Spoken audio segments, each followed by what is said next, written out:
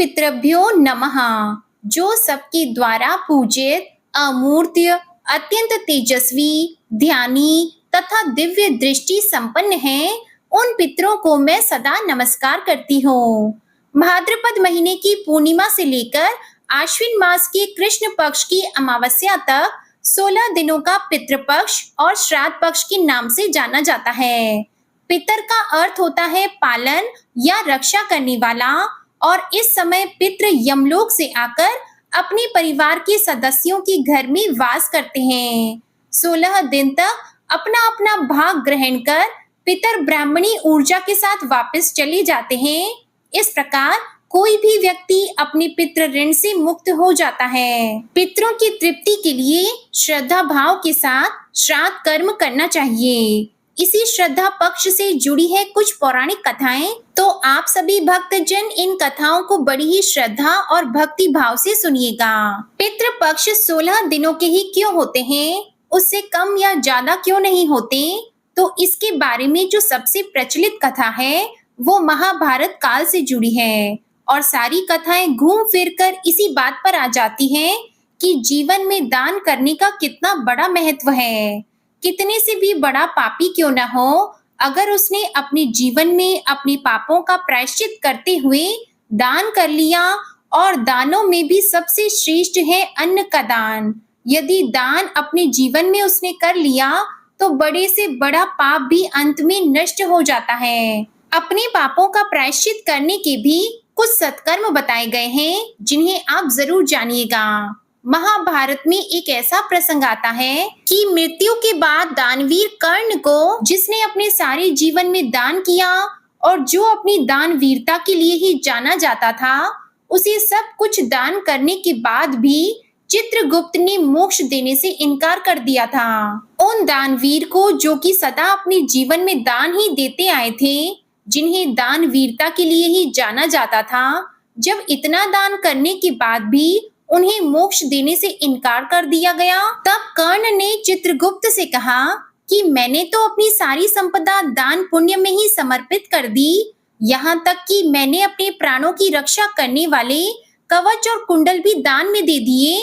फिर हे चित्रगुप्त, मुझ पर ये कैसा ऋण शेष रह गया? तब चित्रगुप्त ने उन्हें बताया कि राजन, आपने देव ऋण और ऋषि ऋण तो चुका दिया, अब आप पर पितृ ऋण शेष है। आपको मैं बता दूं कि 3 ऋण हमें जीवन में चुकाने ही होते हैं, जिनमें से यदि एक भी ऋण शेष रह गया तो उसके बदले मोक्ष कभी नहीं मिल सकता, और ये तीनों ऋण एक मनुष्य को हमेशा अपने जीवन काल में चुकाने ही चाहिए। तब चित्रगुप्त ने दानवीर कर्ण से कहा कि हे राजन, आपने ये दोनों ऋण तो चुका दिए, अब आप पर पितृ ऋण बचा हुआ है। आपने अपने पूरे जीवन में संपदा और सोने का ही दान किया, कभी अन्न दान नहीं किया। जब तक आप इस ऋण को नहीं उतारते हैं, आपको मोक्ष नहीं मिल सकता। आपने कभी भी अपने पितरों के प्रति श्राद्ध, दान, तर्पण आदि नहीं किया। तब कर्ण ने चित्रगुप्त से कहा कि उन्हें ये ज्ञात नहीं था कि उनके पूर्वज कौन थे, इसी कारण वे कभी उन्हें कुछ दान ही नहीं कर सके।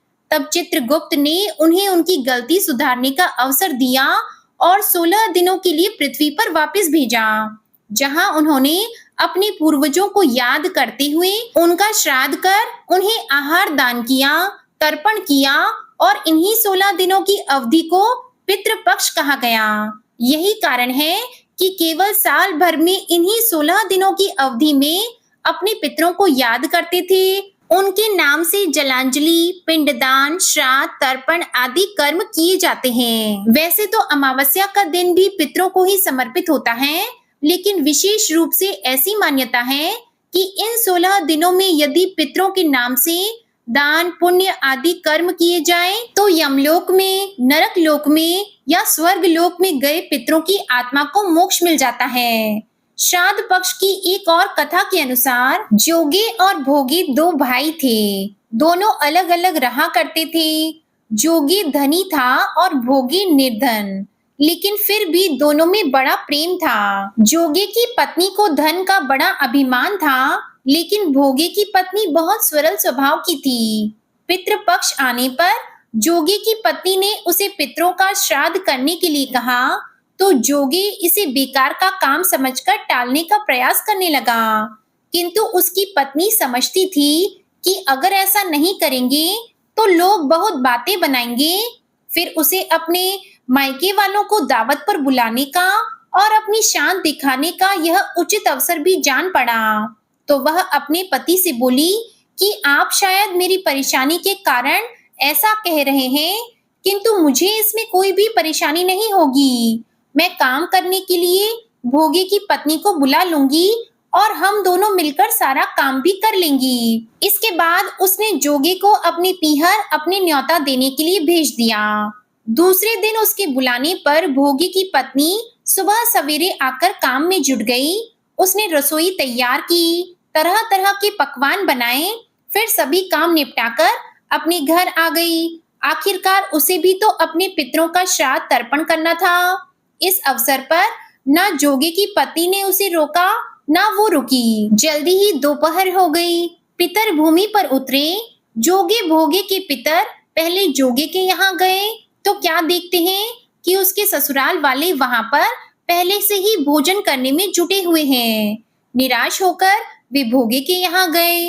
वहां जाकर देखा तो वहां क्या था, मात्र पितृ के नाम पर अग्यारी दी गई थी। पितरों ने उस अग्यारी की राख चाटी और भूखे ही नदी के तट पर जा पहुंचे। क्योंकि भोगे के यहाँ धन का अभाव था, वह ढेर सारे अन्न पकवान नहीं बना सकते थे।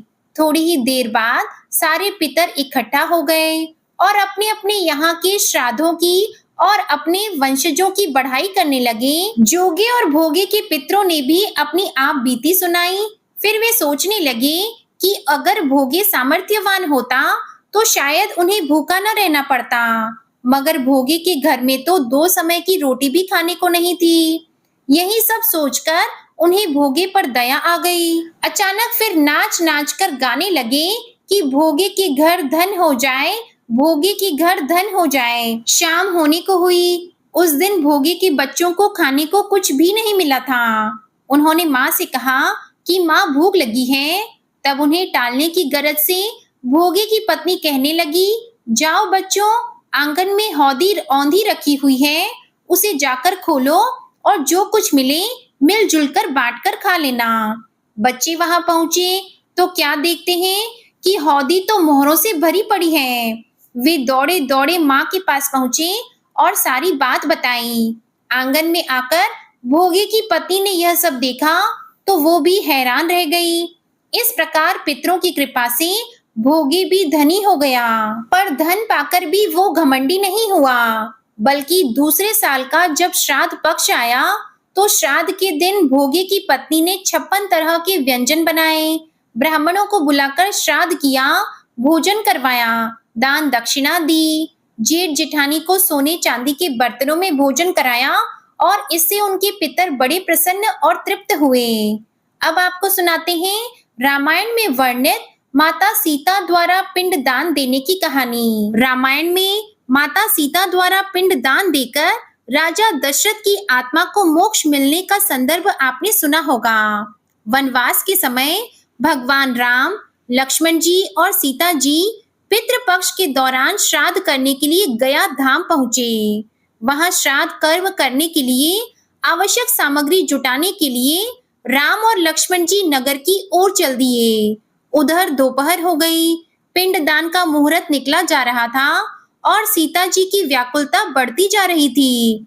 तभी दशरथ जी की आत्मा ने आकर सीता जी से पिंडदान की मांग कर दी। गया जी के आगे फल्गु नदी पर अकेली सीता जी बड़ी असमंजस में पड़ गईं। उन्होंने फल्गु नदी के साथ वट वृक्ष, केतकी के फूल और गाय को साक्षी मानकर बालू का पिंड बनाकर स्वर्गीय राजा दशरथ के निमित्त पिंड दान दे दिया।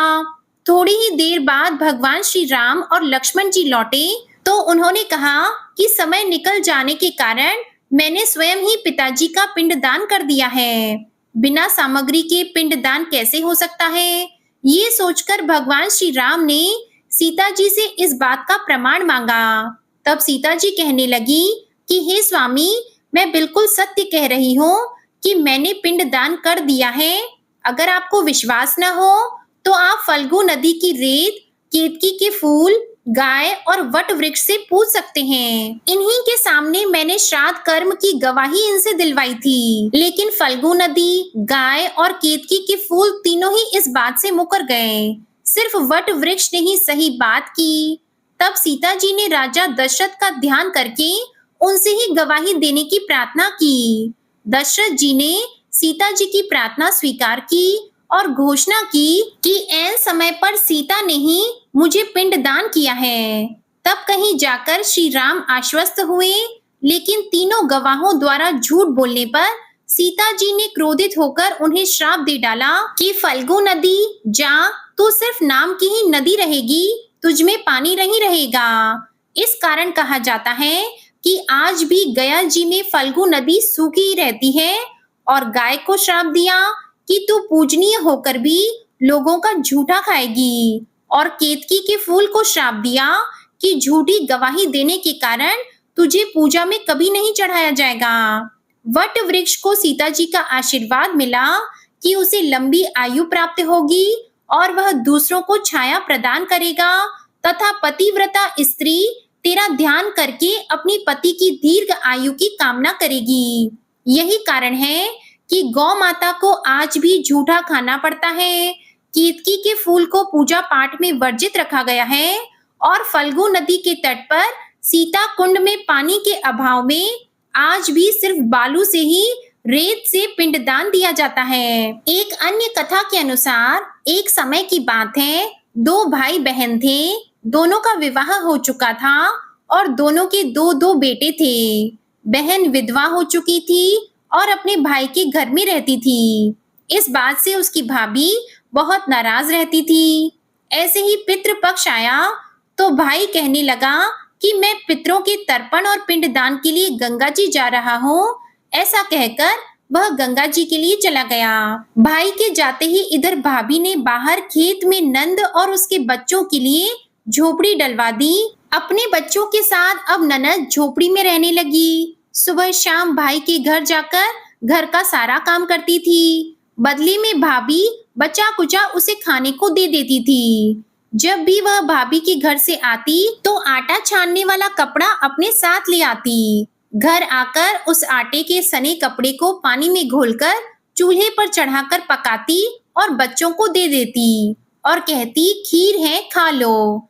ऐसे ही समय बीतने लगा। एक बार भाभी ने उसे एक कपड़ा ले जाते देख लिया तो बोली, बाई जी आटा छानने का कपड़ा कहाँ ले जा रही हो? इसे यहीं छोड़कर जाया करो। उसने वैसा ही किया। उस दिन भाभी ने उसे बचा कुचा भोजन भी नहीं दिया और बोली, कल आपकी माँ का श्राद्ध है, बिना बुलाए तो आना मत। और हाँ, आंगन में लगा ये पीपल का पेड़ अगर अपनी जगह से हिले तो आ जाना। यह सुनकर बहन बहुत दुखी हुई और रोते रोते अपनी झोपड़ी में चली गई। घर पहुंची तो बच्चे बोले, माँ भूख लगी है, कुछ खाने को दो। वह बच्चों को बोली, बेटा आज हम सबका उपवास है, इसलिए आज भूखे ही सो जाओ। अगले दिन बच्चे बोले, माँ मामी ने कहा था कि आज तो नानी का श्राद्ध है, तो चलो वहाँ चलते हैं। तो वह बोली, बेटा मामी ने कहा था कि आंगन का पीपल का पेड़ अगर अपनी जगह से हिले तो आ जाना। अब तुम ही बताओ, कभी पेड़ हिलता है? पेड़ के पत्ते हिलते हैं, टहनियां हिलती हैं, कभी पेड़ को हिलते देखा है? उसने अपने बच्चों को समझाया कि बच्चों बिना बुलाए कहीं नहीं जाना चाहिए। शाम हुई तो उसके भतीजे आए और बोले, बुआ माँ ने भोजन भेजा है। उसने देखा तो भोजन के नाम पर 2 सूखी रोटी के ऊपर थोड़े से चावल रखे थे। ये देखकर उसे बहुत क्रोध हुआ और वह अपने बच्चों से बोली कि इसे झोपड़ी के ऊपर फेंक दो। और वह भूखे ही अपने बच्चों को लेकर सो गई।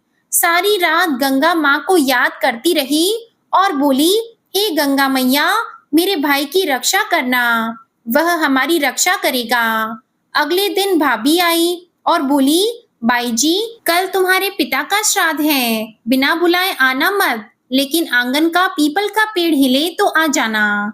अगले दिन भी वह भाभी के घर नहीं गई। शाम को फिर उसके भतीजे आए और 2 सूखी रोटियां चावल के साथ दे गए। उसने फिर से वे सूखी रोटियां और चावल झोपड़ी के ऊपर फेंक दिए और भूखे ही बच्चों को लेकर सो गई। सारी रात रोती रही और माँ गंगा से प्रार्थना करती रही। इसी तरह पितृपक्ष के 16 दिन बीत गए और उसका भाई वापस आया तो उसने देखा उसके घर के आंगन में कीचड़ ही कीचड़ भरा है। वो अपनी पत्नी से पूछने लगा, ये कैसा कीचड़ है? मेरी बहन और भांजे कहाँ हैं? तो उसकी पत्नी बोली, श्राद्ध के पूरे 16 दिनों तक मैंने तुम्हारी बहन और भांजे के पैर कच्चे दूध से धोए हैं, इसलिए यहाँ पर कीचड़ हो रही है। तुम्हारे पीछे से मैंने उनकी खूब सेवा की है, खीर पूरी खिलाई, फिर भी वो मुझसे नाराज होकर खेत में झोपड़ी डालकर रह रही है। भाई खेत पर पहुंचा और देखता है कि वहां तो कोई झोपड़ी ही नहीं है, बल्कि वहां तो एक आलीशान महल बना हुआ था, जिसके आंगन में उसके भतीजे खेल रहे थे। उसने जाकर अपनी बहन से कहा, बहन ये सब क्या है? तब उसने अपने भाई को सारी बात बताई और बोली, भाई जो तेरे आंगन में कीचड़ है वह कच्चे दूध से नहीं बल्कि भाभी के व्यवहार से, जो मैं दिन रात रोती थी, उन आंसुओं का कीचड़ है। माता पिता के श्राद्ध पर भाभी ने कहा कि पीपल का पेड़ हिले तो आ जाना, बिना बुलाए मत आना। पीपल का पेड़ तो हिला नहीं, इसलिए हम भी नहीं गए और शाम को उन्होंने रोज 2 रोटी और चावल भिजवा दिए, जिससे गुस्से में मैंने झोपड़ी के ऊपर फेंक दिया। माता पिता के आशीर्वाद तेरे साथ और माँ गंगा की कृपा से यह सूखी रोटियां सोने में और चावल हीरे मोतियों में बदल गई, जिसके प्रभाव से ये सब हुआ है। भाई ने अपनी बहन से अपनी पत्नी की गलती की माफी मांगी और घर चलने को कहा। तब बहन बोली, भाई गंगा मैया ने तेरी रक्षा की और तू हमारी रक्षा करेगा, लेकिन अब हम यहीं रहेंगे। ये सुनकर भाई ने अपने माता पिता को याद किया और बोला, मेरे पितरों ने जैसे मेरी बहन और भांजों के दुख काटे, उनकी रक्षा की, वैसे ही सभी के दुख काटना और सभी की रक्षा करना। कहानी कहने वाले, सुनने वाले और हुंकार भरने वाले सब पर कृपा करना। भाद्रपद महीने की पूर्णिमा से लेकर आश्विन मास के कृष्ण पक्ष की अमावस्या तक 16 दिनों को पितृपक्ष, कनागत और श्राद्ध पक्ष के नाम से जाना जाता है। इस समय पितृ यमलोक से आकर अपने परिवार के सदस्यों के घर में वास करते हैं। 16 दिन अपना अपना भाग लेकर पितर ब्रह्मांडी ऊर्जा के साथ वापस चले जाते हैं। इस प्रकार व्यक्ति अपने पितृ ऋण से मुक्त हो जाता है। ब्रह्मांड में दक्षिण दिशा में स्थित पितृलोक में वास करने वाले पितृ श्रद्धा और भाव के भूखे होते हैं। श्राद्ध पक्ष में अगर कुछ भी पास में ना हो, कुछ भी आपका सामर्थ्य ना हो, तो दोपहर के समय दक्षिण दिशा की ओर मुख करके जल का यदि दान भी दे दिया जाए तो इससे भी पितरों को तृप्ति हो जाती है। श्राद्ध का अर्थ अपने देवताओं, पितरों, परिवार और वंश के प्रति श्रद्धा प्रकट करना होता है। जब परिवारजन अपने शरीर को छोड़कर चले जाते हैं तो वे किसी भी रूप में हो या फिर किसी भी लोक में हो, श्राद्ध पक्ष के समय अपनी तिथि पर पृथ्वी पर जरूर आते हैं। उनकी तृप्ति के लिए श्रद्धा के साथ जो शुभ संकल्प और तर्पण किया जाता है उसे हमारे पितर सूक्ष्म रूप में आकर अवश्य ही ग्रहण करते हैं। अपनी तिथि के दिन हमारे पितर सवेरे सूर्य की किरण पर सवार होकर आते हैं। वे अपने पुत्र, पौत्र या अपने वंशजों से अपेक्षा करते हैं कि वे उन्हें अन्न जल प्रदान करें, ब्राह्मणों को भोजन कराएं और पितृ जल देने से वे 1 वर्ष के लिए तृप्त हो जाते हैं। मान्यताओं के अनुसार इन 16 दिनों में ना कोई शुभ कार्य किया जाता है, ना ही कोई नई वस्तु खरीदी जाती है। पितरों की शांति के लिए वैसे तो श्राद्ध पक्ष में पिंडदान, जल तर्पण आदि कार्य किए जाते हैं, लेकिन इन 16 दिनों में नियमित रूप से भागवत कथा, श्रीमद् भगवत गीता का पाठ, गरुड़ पुराण की कथाएं पढ़ने या सुनने से भी पितरों की आत्मा को मोक्ष मिल जाता है। पितरों के नाम से कुछ न कुछ दान इस समय अवश्य करें। उम्मीद करती हूँ आपको ये कथाएं और ये जानकारी पसंद आई होगी। अगर पसंद आए तो वीडियो को लाइक करके चैनल को जरूर सब्सक्राइब करिएगा और हमारे चैनल पर हर मास के महात्म्य की कथाएं भी सुनाई जाती हैं, तो आप उन कथाओं को भी एक बार जरूर सुनिएगा।